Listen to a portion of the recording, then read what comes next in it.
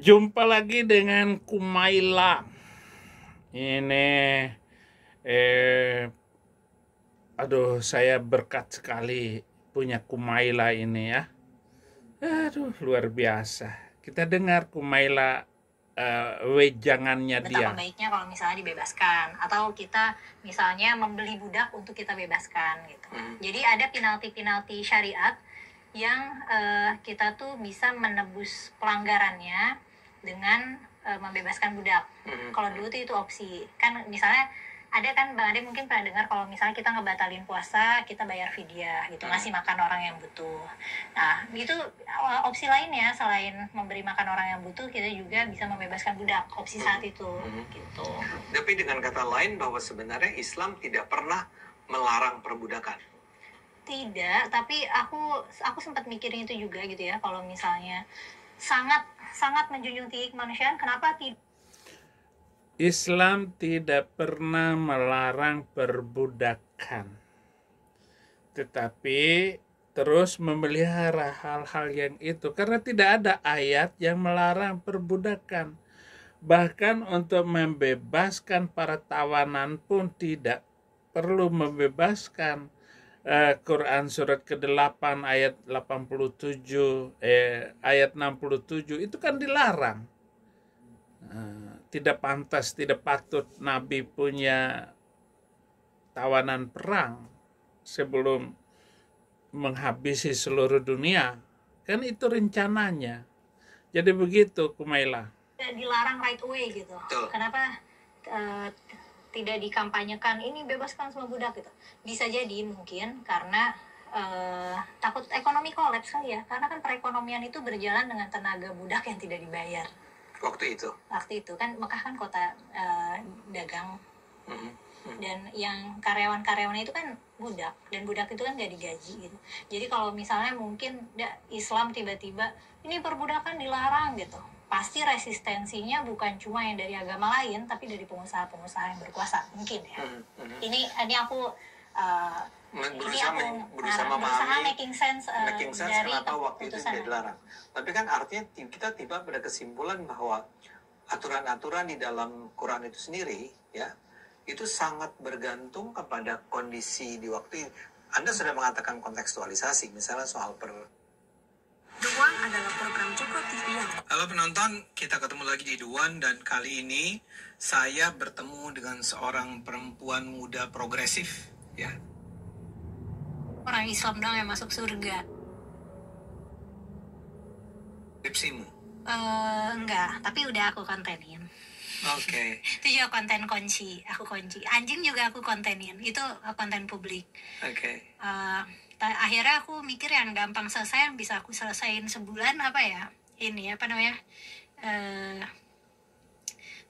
Tentang kaya dan miskin dari perspektif Nabi. Jadi kayak Nabi Muhammad tuh ini nggak seru tapi gampang diteliti karena Nabi Muhammad tuh suka Nabi Muhammad tuh nggak mengencourage umatnya untuk ayo kerja biar kaya gitu, dan bahkan bukan ahlus sufah biasanya yang ngemper, yang nggak punya rumah ngemper di masjid itu sama Nabi nggak disuruh kerja nggak digituin, malah kayak disuruh zikir gitu. Terus kan Nabi punya definisi kayak itu kayak hati yang gitu-gitulah. Tapi di sisi lain miskin tuh nggak boleh makan suka sambil jalan, yang kayak gitu kan. Cara mantap kan sebenarnya buka tutup ya. Pas udah sebelumnya buka tutup, even ketika kamu dulu kuliah atau sekolah? Oh enggak, kalau kuliah pakai terus ya. Karena aku nggak punya keadaan di mana aku bisa buka kerudung. Ya. Rasionalisasinya penyakit lah. Ternyata itu adalah saduran dongeng. Oke. Kayak gitu sih. Nah, iya. Ini berbagai macam persoalan ini dan video-video yang ditunjukkan kepada publik itu sangat memalukan para tokoh-tokoh, bahkan yayasan-yayasan, organisasi-organisasi muslim yang besar, saudara-saudara. Nah, bagaimana eh, dengan tampilnya Kumaila ini kita mendapatkan damai sejahtera daripada Tuhan itu, tidak perlu lagi menginjil ke sana. Dan saya baca komen-komen mereka terhadap diskusi Ade Armando Kumaila ini, saya sudah tinggalkan keyakinan itu dan saya sekarang sudah jadi orang Kristen katanya. Ini saudara-saudara, bagaimana sifat dan adilnya Allah itu di dalam Quran, diakui bahwa katanya memiliki keadilan, tetapi apa? Sifat-sifat yang adil itu dilanggar sendiri oleh Nabi, apalagi yang berkaitan dengan poligami yang harus diterima dan dimaklumi oleh kaum wanita sebagai sunnah Rasul yang maha mulia selaku insan manusia yang dianggap tidak pernah salah dalam bicara, dalam mengajar, dan juga dalam teladan perbuatan nyata dan kehidupan. Itu anggapan mereka. Itu adalah nabi yang sempurna, nabi yang mulia. Sebagian besar wanita muslim bahkan mungkin tidak kepikiran atau tidak berani untuk memikirkan kejanggalan dalam ajaran poligami ini, seperti yang dikatakan oleh Kumaila. Dan justru menerimanya dengan hati yang damai, pasrah, karena itu kehendak Allah SWT. Dan ada yang bisa menjalani perkawinan serumah dengan beberapa orang sesama istri-istri, seorang pria dengan sukacita dan damai saja. Wah, mereka semua untuk menguatkan pendapatnya bahwa berpoligami itu adalah dari Allah dan perintah dari Nabi, mereka akan mengajar dan menggali dalil-dalil, kemudian menjelaskan sampai wanita itu mau dipoligami. Ada alasan yang mengambil fakta Alkitab bahwa Ibrahim ataupun Abraham, Daud, leluhur Israel, para nabi-nabi memang berpoligami, sehingga apa yang diajarkan dan dipraktekkan Muhammad tidak salah. Itu kata mereka. Soal leluhur Israel sebagian nabi-nabinya berpoligami sebenarnya bukan ajaran Bapak Yahweh, tetapi mereka sendiri termasuk bangsa-bangsa lain yang mengambil inisiatif, ya, berpoligami seperti itu, ya kan? Dan justru menerimanya dengan hati yang damai. Jadi begitu. Nah, inilah alasan-alasan yang harus difikirkan dengan baik, dan bukan zaman perbudakan seperti yang diceritakan tadi, atau zaman di mana TKI digauli oleh majikan-majikan di Arab. Bukan itu kan. Di samping syarat untuk bisa menggugat kasus perkosaan terhadap wanita di Arab, dalam Islam sangat tidak masuk akal sehat, tapi ada pula yang merasa bangga kalau bisa dapat keturunan dari orang Arab. Dan kenyataan kaum yang suka bersuara keras nakut-nakuti orang banyak di Indonesia dengan panji-panji agama, tidak ada yang berani memarahi orang Arab dengan perbuatan mereka terhadap TKI bangsa kita di sana. Coba itu Habib Rizik, emang demonya apa? Demo soal air minum yang memabukkan, yang dijual di jalan-jalan. Cuma demo itu. Enggak memasuki arena keadilan dan kebenaran itu. Dia ngomong itu korupsi harus dilawan, saudara-saudara. Tapi korupsinya siapa? Asal ngomong, asal mengambil kata-kata kejahatan seperti itu.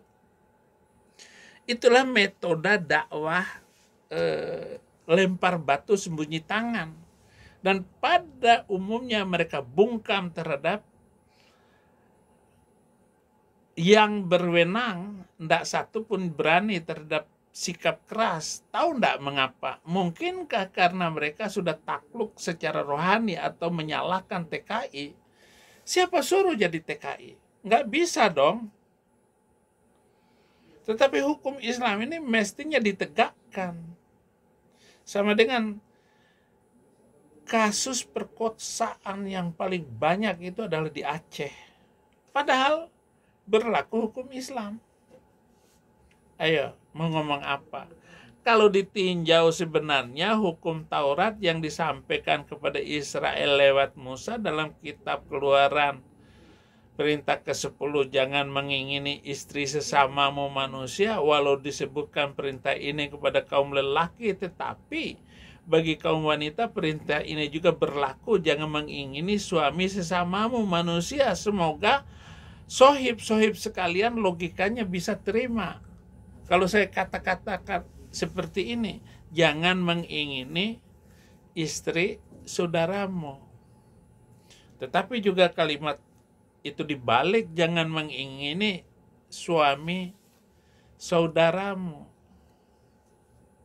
Kan begitu. Artinya wanita juga jangan mengingini lelaki yang sudah punya istri, apalagi yang sudah sekian banyak jumlahnya. Karena dalam prakteknya walaupun dianjurkan 4 istri, Muhammad punya belasan. Bahkan dia tidur dengan 30 wanita termasuk budak seks atas dan barisan selir, dan pengikut-pengikutnya nggak jarang akhirnya diam-diam bablas beristri lebih dari 4 juga. Ali bin Abi Thalib itu, Ali menantunya itu setelah mertuanya meninggal dan istrinya meninggal, dia menikahi 26 orang sekaligus di poligami. Tahu nggak cucu Nabi itu, cucunya 40 wanita yang dipoligami sama dia, baik Hasan maupun Husain. Mau nentang sejarah? Semua dihalalkan dengan akad nikah, padahal di hadapan Bapa Yahweh yang memberi hukum itu merupakan penyimpangan dari kehendak Tuhan. Jadi sebenarnya Bapa Yahweh, Tuhan itu adil dan bijak dalam memberikan hukum-hukum untuk mengatur kehidupan kita, tetapi selalu saja manusia suka overact, kreatif, atau membuat dalil-dalil Pitagoras versi sendiri untuk membenarkan diri, dan akhirnya bablas jadi melanggar perintah Yahweh itu. Jadi begitu tambahan saya untuk Kumaila. Yang asli dengan memoles semuanya perbuatan zinahnya dengan kata-kata yang rohani. Rohani sekali, sambil berteriak-teriak garang seperti penegak anti zina yang keras, tegas, sehingga orang tidak menyadari apa yang diperbuat, justru apa yang diperkatakan sebagai kemunafikan, dan mengajarkannya untuk diterusin oleh orang-orang banyak. Dan apa yang dilakukan Bahar Smith, sudah banyak video-video lepas, dan polisi tidak bisa menyelesaikan itu. Dan betapa banyaknya korban wanita dari Habib itu. Ini saya harus ngomong dan saya harus berkatakan itu. Saya ajak kaum wanita untuk berkontemplasi dalam alam sadar maupun bawah sadar, apakah hati kecil sobat-sobatku yang wanita baik muslimat maupun bukan menghendaki memiliki rumah tangga yang terdiri dari 1 suami dan 2, 3, 4 istri atau lebih? Semua akan mengatakan tidak. 1 suami untuk 1 istri. Silakan yang pria juga dengan jujur menyelami perasaan wanita. Apakah hati kecil sobat-sobatku yang wanita menghendaki malam ini suaminya tidur dengan wanita lain, besok dengan wanita lain lagi, dan seterusnya, dan hari yang keempat atau hari lain tidur dengan Anda, dan sewaktu-waktu pembantu rumah Anda yang bahenol diajak juga tidur dengan suami Anda yang katanya mengikuti teladan sunnah Rasul, Nabi baginda yang maha mulia, tiada tandingannya itu? Halo, bagaimana dia melakukan meniduri Maria Kibiti. Maka turunlah surah ke-66 ayat 1 ya, ayuhan nabi lima tuharrimu ma ahallallahu lak tabghi maradata azwajak wallahu ghafurur rahim. Dan bagaimana itu harus dilakukan, saudara? Dan saya tidak bisa membacanya, dan saya tidak bisa menceritakan di kesempatan ini seperti yang pernah saya. Dan bagaimana ajaran semacam itu? Apakah bisa diralat di zaman modern sekarang sehingga masih berisiko dan dianggap masih halal? Bin nikmat, itulah nikmat-nikmat yang diberikan Allah SWT, katanya yang suka diungkit-ungkit oleh Muhammad untuk menyindir umat muslim. Bagaimana dengan keluarga ideal? Apakah sobat-sobat wanita yang muslimat dan beragama lain tidak mengimaninya dan tidak mengimpikannya? Apakah saudara juga mengimpikan seorang wanita ataupun seorang laki-laki Kristen membayangkan bagaimana enaknya hidupnya Abdul Somad dan tokoh-tokoh muslim itu? Suatu keluarga yang terdiri dari sepasang suami istri yang utuh, sebagaimana Adam dan Hawa menjadi manusia yang pertama yang diciptakan oleh Yahweh dari debu tanah, diberi nafas kehidupan. Kemudian Hawa itu diambil dari tulang rusuk Adam yang paling kiri dan dijadikan manusia wanita yang elok sebagai teman hidup, penolong untuk Adam. Suatu kodrat luhur semula dijadikan Tuhan sebagai contoh keluarga harmonis, menggambarkan kasih Tuhan kepada ciptaannya manusia. Mengapa Yahweh, Bapak Yahweh itu memerintahkan Adam dan Hawa untuk beranak cucu, bertambah banyak untuk menguasai bumi, tapi mengapa hanya menjadikan satu Hawa saja? Mengapa tidak 2, 3, 4? Halo, kenapa? Ada Hawa, Hawi, Hawe, Hawo. Apakah takut Adam tidak bisa berdiri gara-gara kebanyakan tulangnya diambil? Gampang aja Tuhan bisa menumbuhkan kembali tulang rusuk Adam semuanya. Ya, semuanya kan Tuhan menciptakan satu keluarga Adam dan sebagai percontohan bagi manusia untuk mempraktekkan kasih dan kesetiaan antara suami dan istri sebagai pelajaran untuk kita akan memasuki kehidupan nyata di dalam kekekalan di mana kita akan menjalani hubungan kasih dan kesetiaan dengan Tuhan yang menjadikan kita. Makanya dalam kitab Kidung Agung digambarkan bagaimana eratnya tali kasih suami istri itu sebagai gambaran hubungan manusia dengan Tuhan, yang diibaratkan seperti suami mengasihi istrinya. Tapi banyak orang buru-buru mentertawai kitab Kidung Agung sebagai kitab porno. Halo, terima kasih Kumaila telah menjadi pengantar video saya ini. Tapi lama-lama juga ya, panjang juga, 16 menit.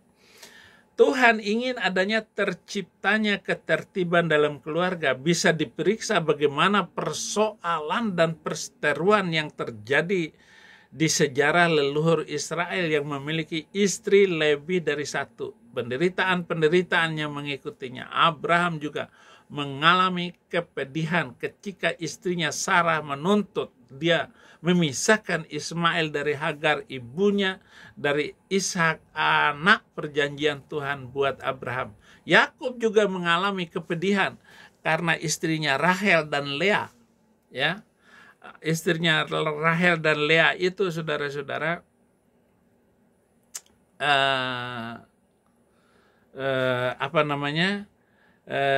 yang bersaudara kandung jadi berkompetisi untuk mendapatkan cinta kasih Yakub suaminya.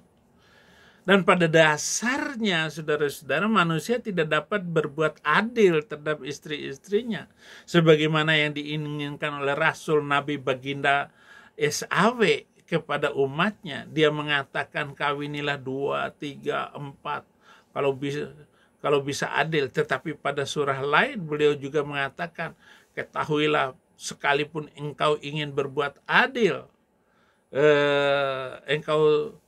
tetapi engkau tidak akan pernah dapat berbuat adil kepada istri-istrimu. Tapi anehnya mengapa dia anjurkan juga kepada orang-orang untuk mengawin 2, 3, 4. Kan aneh ini, Kanjeng ini kalau begitu. Nah, ini kronik apa yang disampaikan oleh Kumaila, tetapi intinya bahwa Kumaila ini luar biasa. Terima kasih sudah membantu pembicaraan saya di setiap pembicaraan dan kata-kata saya. Saya akan terus mengikuti Anda untuk melengkapi penyampaian itu. Mungkin Kumaila tidak berani berterus terang, namun saya ada di luar negeri ini untuk membantu Kumaila untuk mengungkapkan kata-kata itu. Terima kasih. Tuhan Yesus memberkati.